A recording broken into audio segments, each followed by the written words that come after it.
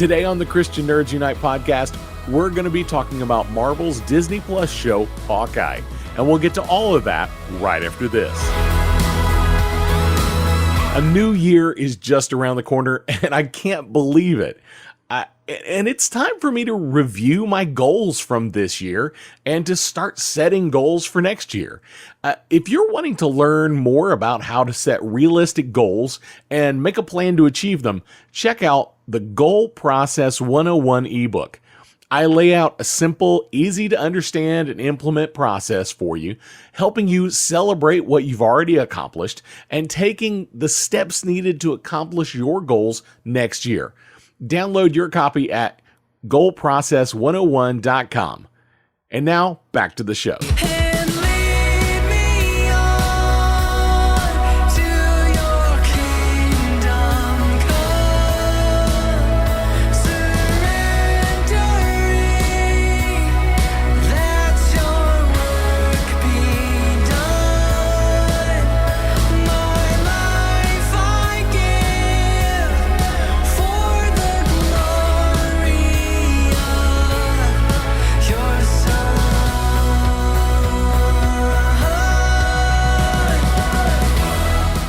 Today, we're going to be talking all about Hawkeye, and there will be spoilers, but first I'm going to give you my overall review and spoiler-free territory, but once we get to the spoiler territory, I will let you know we got there. But first, let's start with scripture like we always do, and since today's show is all about Hawkeye and who is an archer, these verses came to mind, and they're all from the book of Psalms. Let's start with Psalm 18, 13 through 14. The Lord thundered from heaven. The voice of the Most High resounded. He shot his arrows and scattered the enemy. With great bolts of lightning, he routed them. And Psalm 21, 11 through 13. Though they plot evil against you and devise wicked schemes, they cannot succeed. You will make them turn their backs when you aim at them with your drawn bow. Be exalted in your strength, Lord. We will sing and praise your might. Psalm 45, 3 through 6. Gird your sword on your side, you mighty one. Clothe yourself with splendor and majesty. In your majesty ride forth victoriously in the cause of truth, humility, and justice. Let your right hand achieve awesome deeds. Let your sharp arrows pierce the hearts of the king's enemies. Let the nations fall beneath your feet. Your throne, O God, will last forever and ever. A scepter of justice will be the scepter of your kingdom. Well, many times in the Old Testament, especially in Psalms, God is shown as or depicted as a skilled archer, either piercing the enemy or piercing the hearts of the people who have strayed. And I pray that the Lord will pierce our hearts today and show us where we've gone wrong, as well as show us his love and grace toward us. And I hope these verses spoke to you and that this will be your prayer as well. Now, let's get into Hawkeye, and I want to start with a little no spoiler review. First of all, I thought the show was really great. Absolutely worth watching. Jeremy Renner as Clint Barton, Hawkeye, did absolutely great as always. He is quite the talent for this.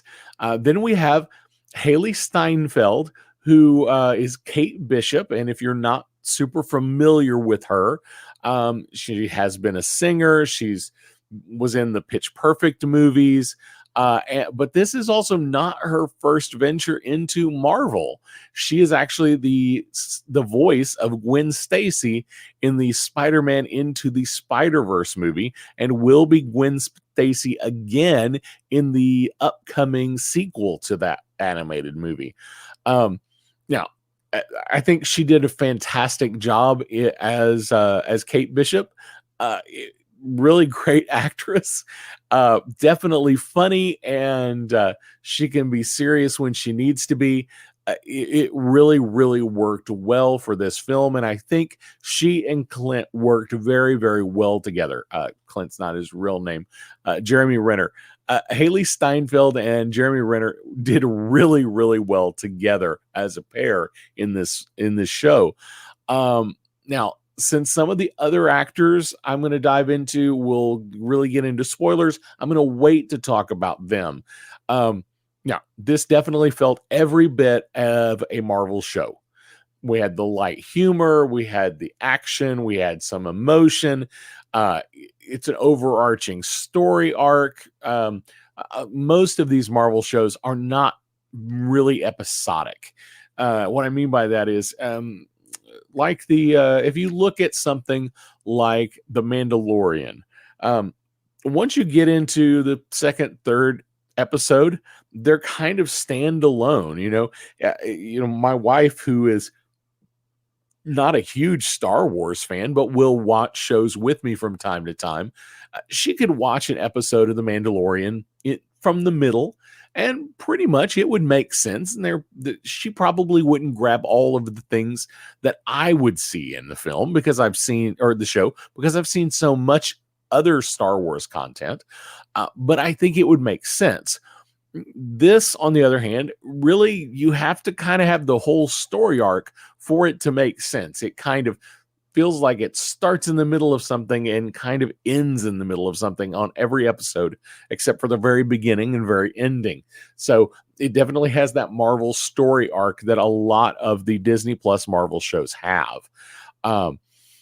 Without getting into spoilers, this one is very much about family, which is interesting. Several families, to be precise, and we'll talk all about the families here in a few moments. As with most Marvel shows and movies, there's some light language and nothing overtly sexual, and of course, lots of action movie violence kind of stuff.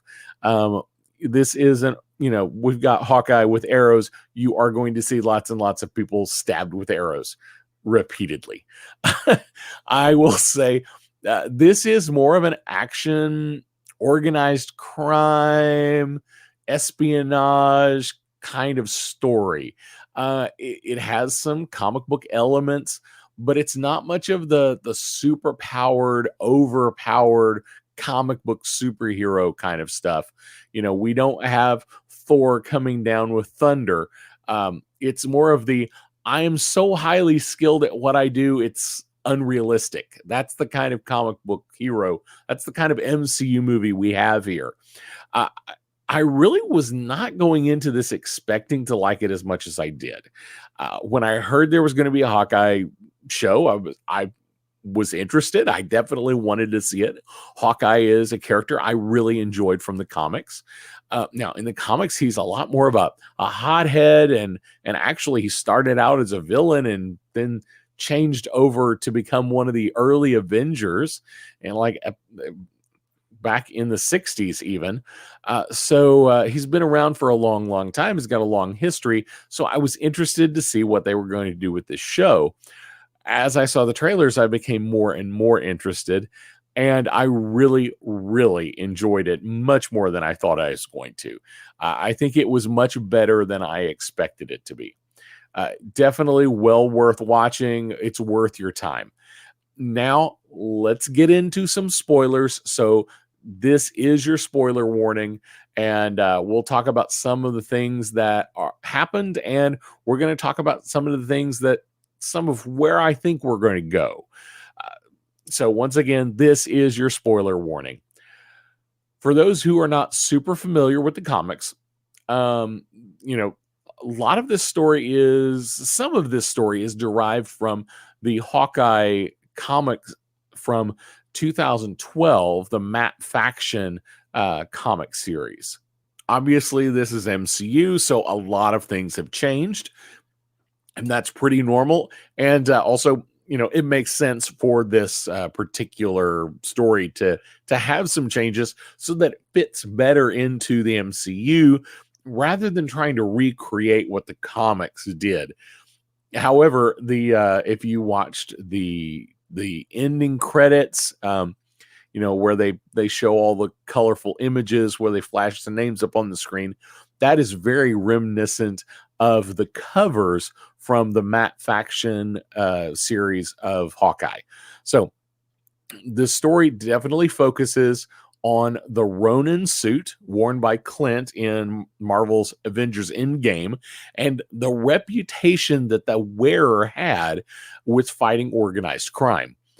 Now, this was really sold as a Clint is going to be training Kate, and it turns into more of a Clint has a mission, and along the way he trains Kate.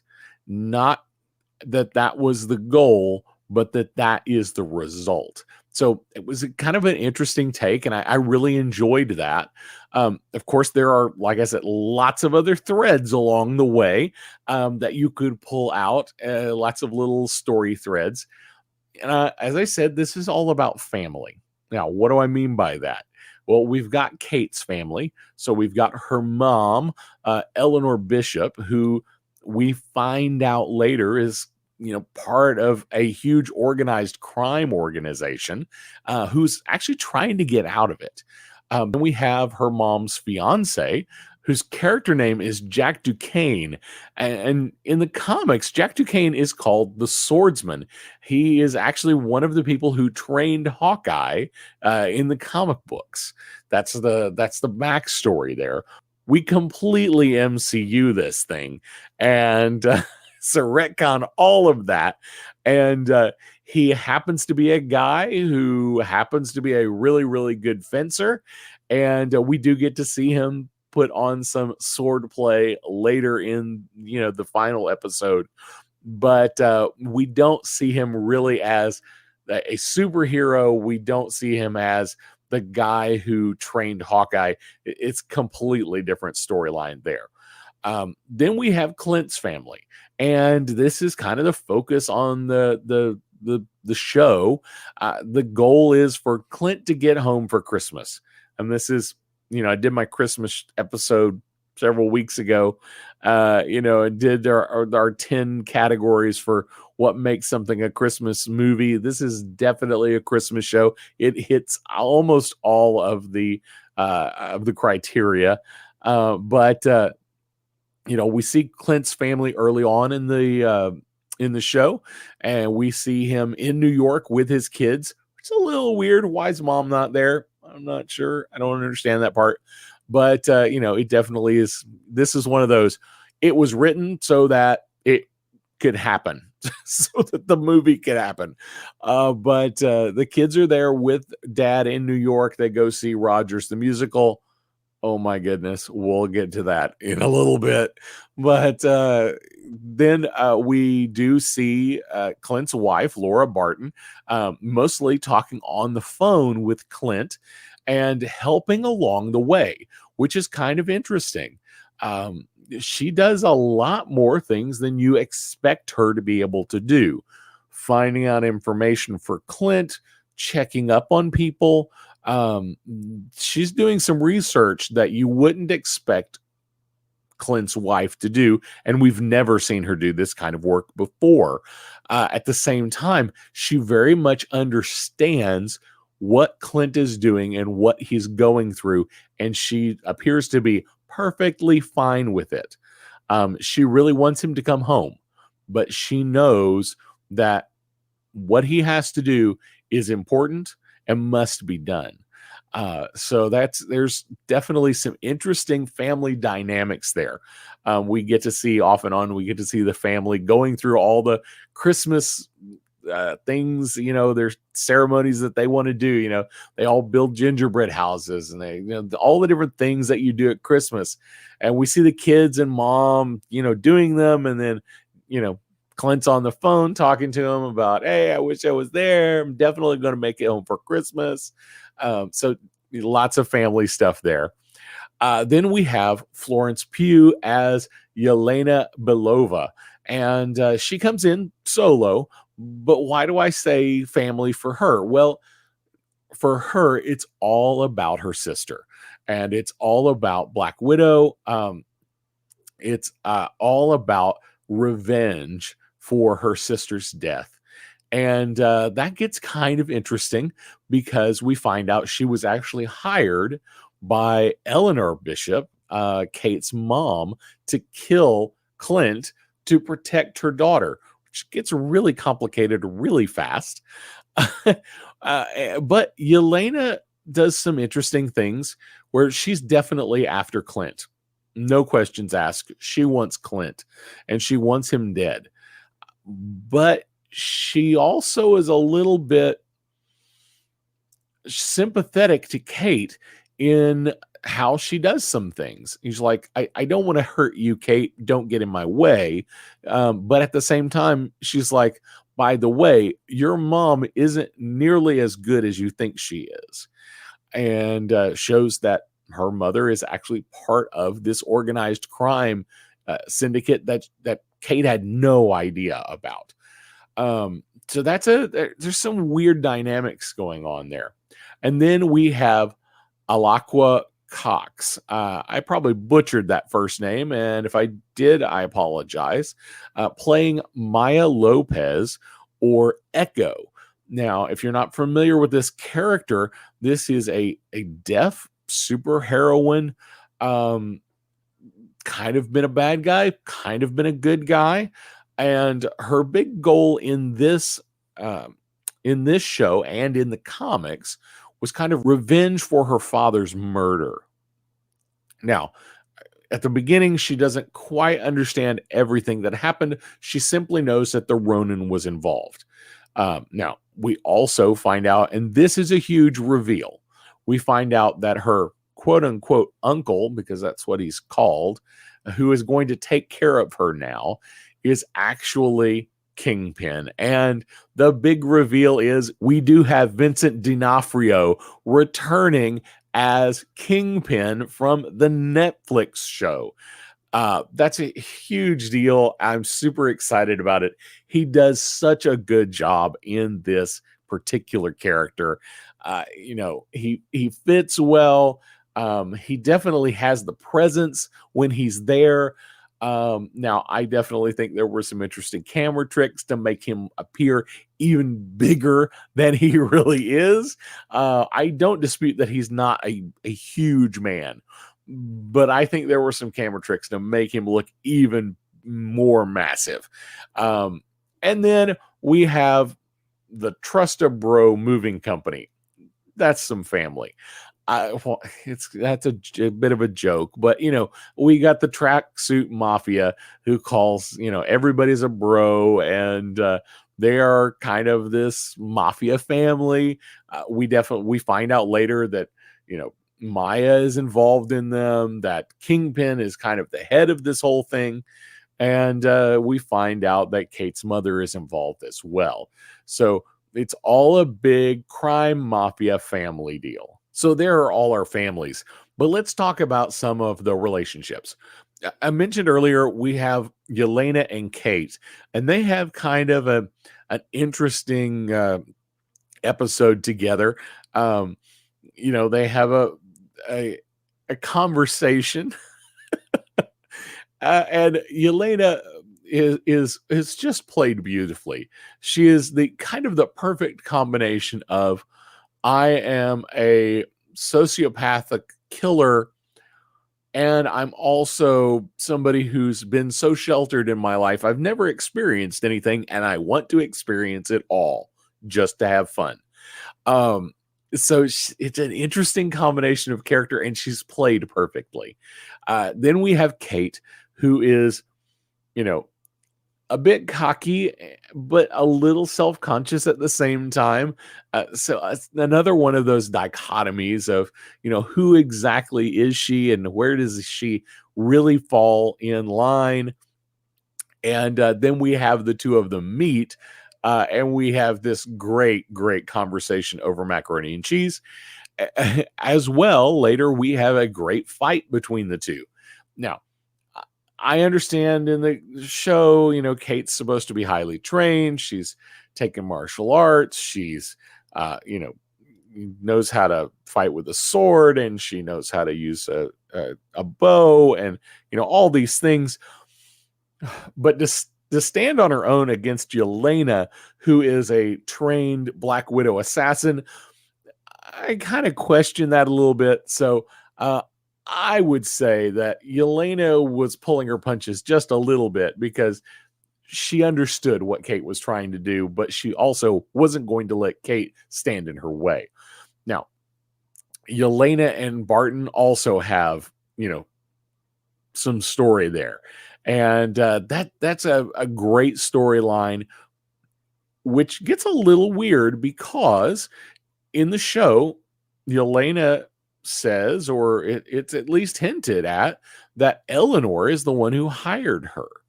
Now, why is that important? Well, this leaves a question of what about Val at the end of Black Widow? Did Val not send her to New York to kill Barton? Because at the end of Black Widow, we see Val talking with Yelena and basically say, why don't you take out the guy who, it's his fault that your sister died. So I don't quite understand how that works. I think it would have almost made more sense if she hadn't been involved in Eleanor and if she hadn't been involved in Kate's mom and she had just simply been there to kill Clint Barton. But that's not where they went. So I don't know if that's a loose end or that's just a weird coincidence. That it's kind of, hey, I'm going to hire a killer. Well, guess what? There's already a killer that wants him dead. Then we have the relationship between Kate and Clint, and it's great. We kind of have this protege, this Clint being the protective father figure that Kate doesn't really have anymore. Kate wanting to be who Clint is. Will she ever be a young Avenger? Will she ever be Hawkeye? There's a line right at the end where Kate's trying to come up with a superhero name and he says all of them are lame, and he says, wait, I've got an idea, and we cut to black with the assumption that he is handing off the mantle of Hawkeye to Kate. It's a great idea. It's a great combination. Like I said, those two actors worked so well together. Then we have Maya, this deaf superhero villain, some combination, anti-hero maybe. Not sure exactly where they're going in the future. We do know that she is going to get her own Disney Plus show as Echo. Her own series. I'm looking forward to it. In this show, I thought she did a fantastic job.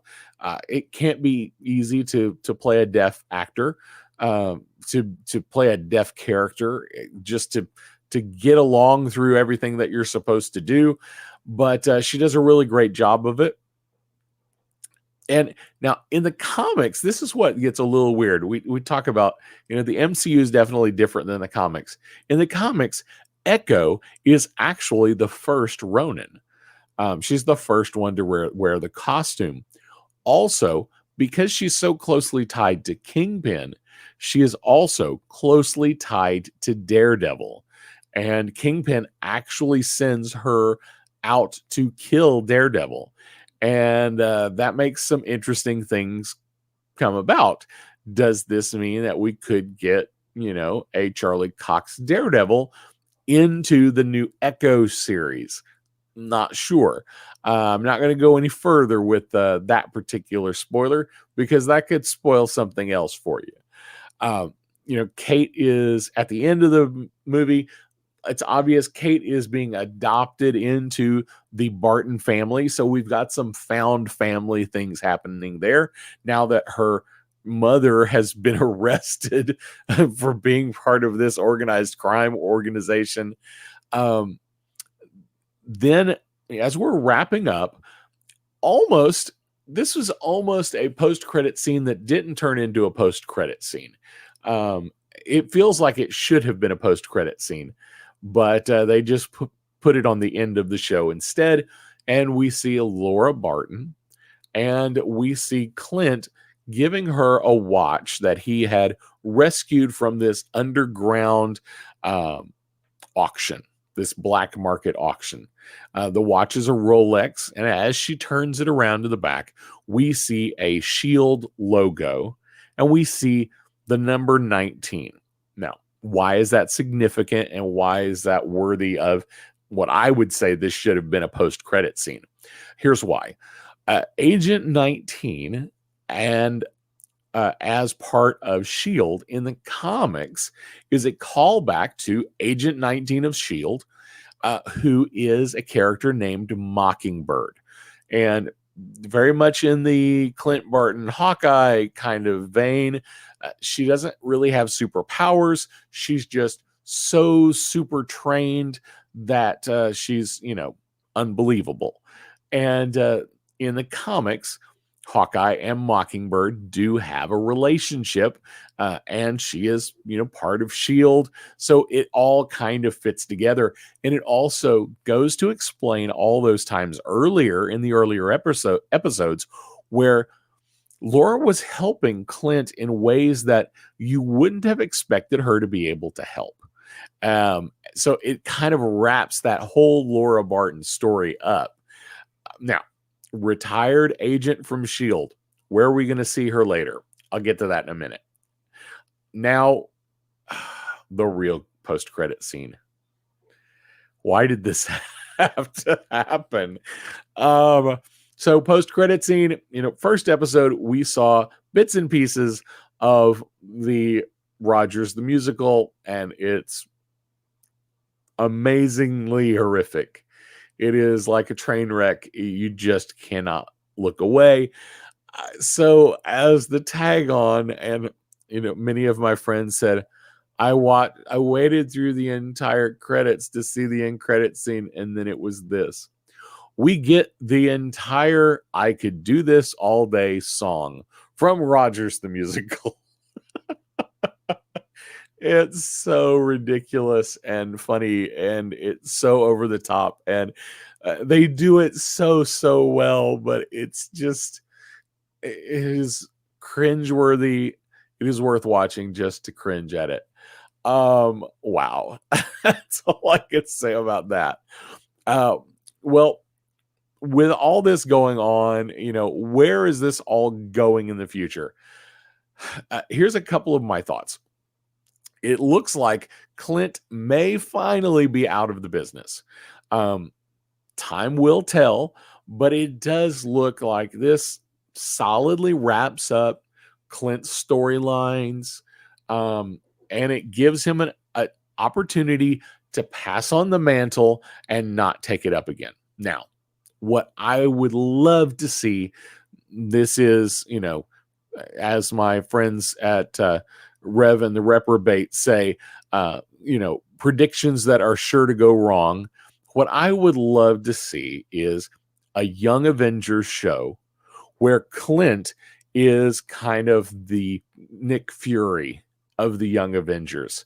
He's not going out in the field, but he's kind of there as maybe kind of a mentor, more of a mentor than Samuel L. Jackson's character was, but a bit of a mentor to the Young Avengers, and kind of the guy who sends them on their missions. I think that could be great. For that matter, you could even bring Laura in on that as well, kind of the mom and dad of the Young Avengers. I think that would be phenomenal. I don't think it'll happen, but I would love to see it. I don't think there will be a season 2 of Hawkeye unless it is fully focused on Kate. If they do a second season, I could see that. It could be a Kate Bishop Hawkeye only series. And that could be a way to bring in a Young Avengers where you've got Kate teaming up with some other Avengers. And maybe you do have Clint Barton show up on the phone. She does have his phone number, so she could call him and get some advice along the way. That could work. But I honestly, I don't think there will be a second season with a full blown Clint Barton Hawkeye. It will be focused solely on Kate if they do it. Now, Echo. Echo is going to be an interesting show. I think it's probably the only one that really makes sense as a tie-in to the current series to Hawkeye. Now, at the end of the show, the one of the last scenes, we see Maya pulling a gun on Wilson Fisk on Kingpin, and the camera pans away, and then we hear a gunshot. Obviously, we don't know what happens there, and they don't want us to know. My expectation is that Kingpin is not dead. I hope he is not. This has been a big problem, I think, in almost every superhero franchise.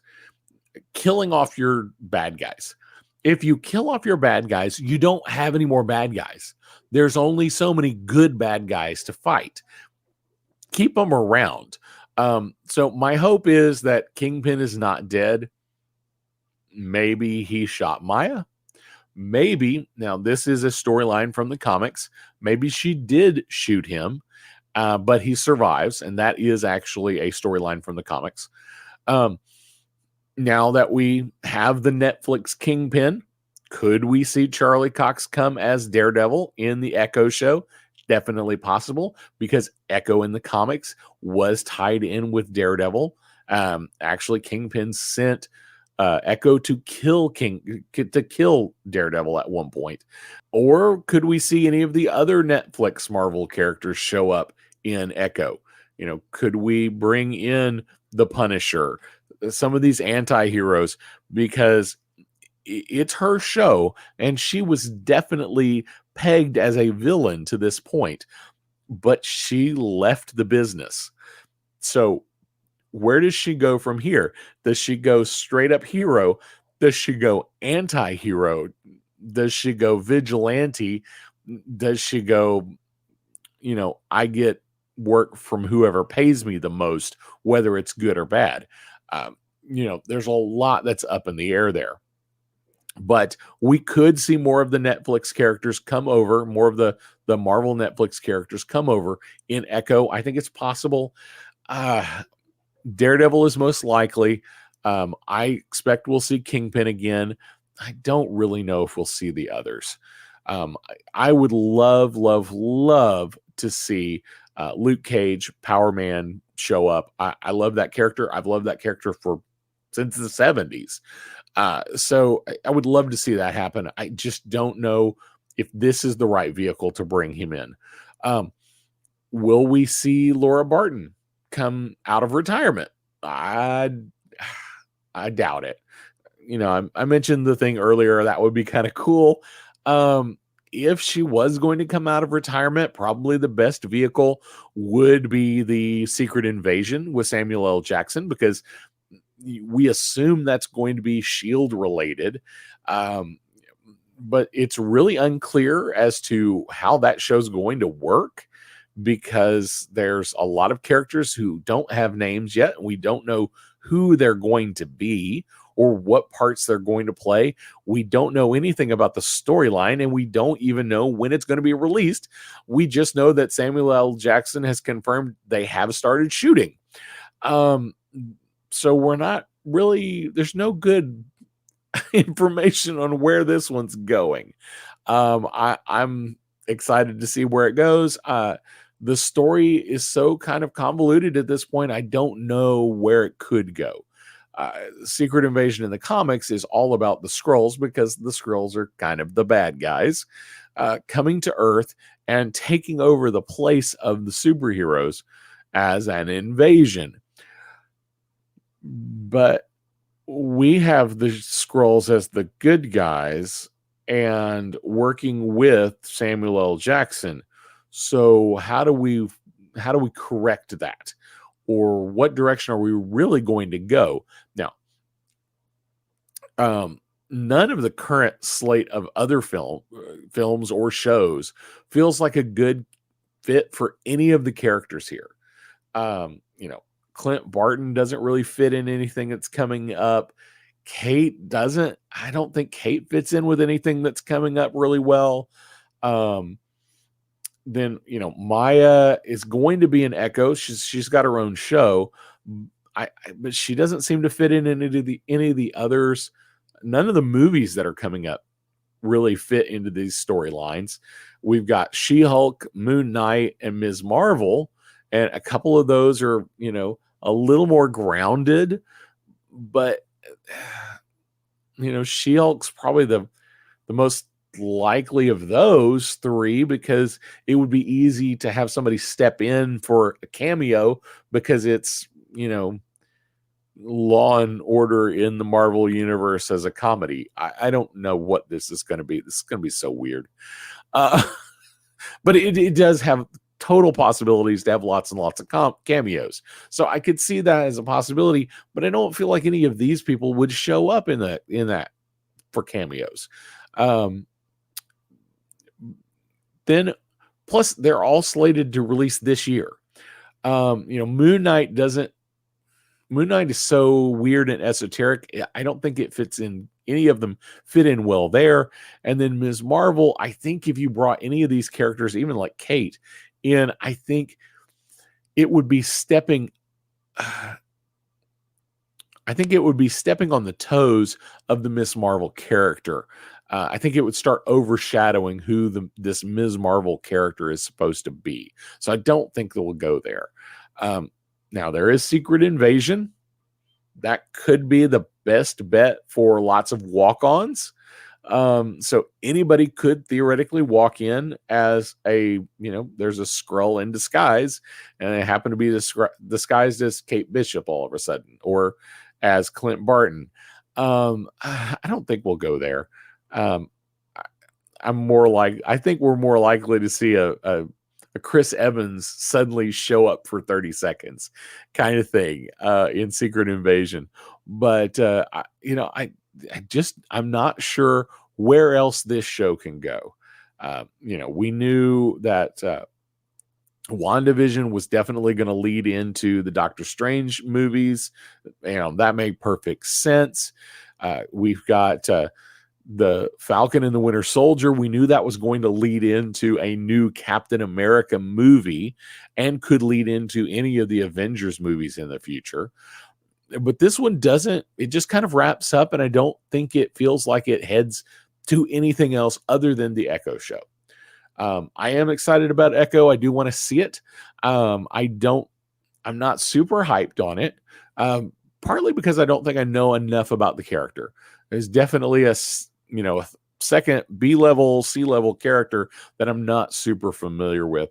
And I'm going to start checking out, who this person is, who is Echo, and get to know a little bit more. Once again, I thought it was a great show. Definitely worth watching. It's worth a binge. It's not that long. It's only 6 episodes, and they're all about 45 minutes long each. Take the time to watch it. It's really, really good.